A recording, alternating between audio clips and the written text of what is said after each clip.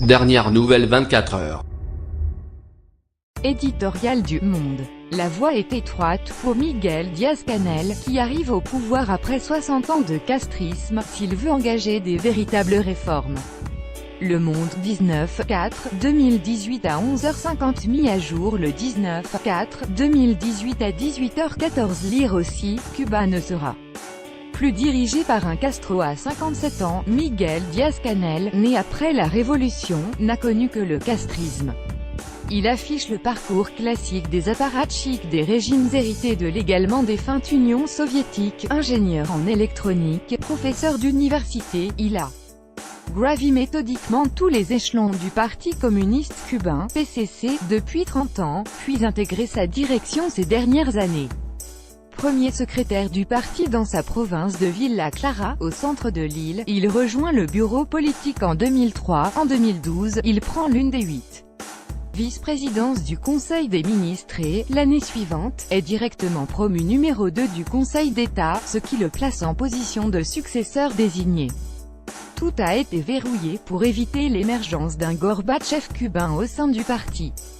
Quant aux chances de voir une alternative naître légalement en dehors du parti, elles sont réduites à zéro, puisque l'opposition n'a pas droit de citer à Cuba.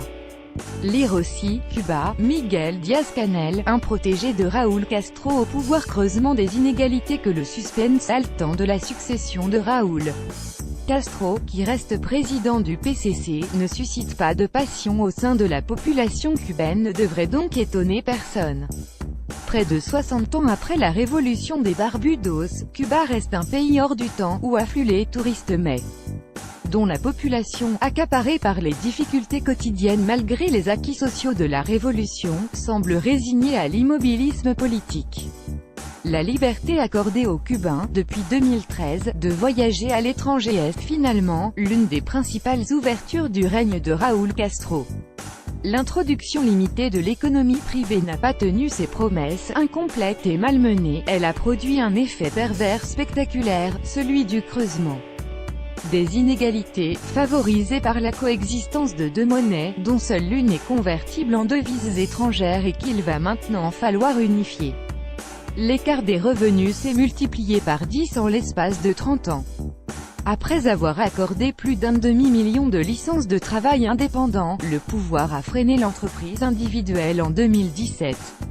Évitant de prendre l'audacieux virage chinois vers le marché, Raúl Castro s'est borné à actualiser le modèle socialiste. Lire aussi, Cuba face au défi de l'unification monétaire. Monsieur Díaz-Canel se risquera-t-il à aller plus loin? N'ayant pas participé lui-même à la révolution de 1959, le nouveau numéro 1 cubain, peu connu à l'extérieur, peut tenter de justifier sa réputation de pragmatique. Son ascension à lui s'est faite dans le contexte de l'effondrement de l'URSS, qui tenait à bout de bras l'économie cubaine. Le contexte actuel ne lui est pas beaucoup plus favorable. Le Venezuela, rare régime ami de Cuba qu'il fournissait en pétrole, s'est à son tour effondré, et le rapprochement avec les États-Unis, lancé en fanfare par le président Barack Obama il y a 2 ans, n'a pas survécu à l'arrivée de Donald Trump.